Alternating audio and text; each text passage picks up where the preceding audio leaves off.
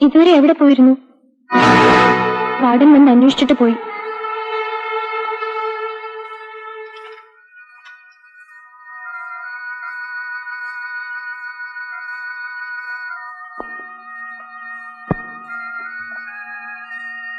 പുഷ്പയുമായുള്ള കൂട്ടുകെട്ട് നല്ലതിനല്ലെന്ന് ഞാൻ പലപ്പോഴും പറഞ്ഞിട്ടുണ്ട്. നീ കേൾക്കില്ല. ഏതോ ബന്ധുവീട്ടിലേക്കാണെന്നും പറഞ്ഞ് മറ്റെവിടെ പോയിട്ടില്ലേ വരുന്നത്? ആരെ ബോധ്യപ്പെടുത്താനാ നീ ഈ കള്ളം പറയുന്നത്? ഞാൻ പറയുന്നത് നിനക്കിഷ്ടപ്പെടില്ലെന്ന് എനിക്കറിയാം. പക്ഷേ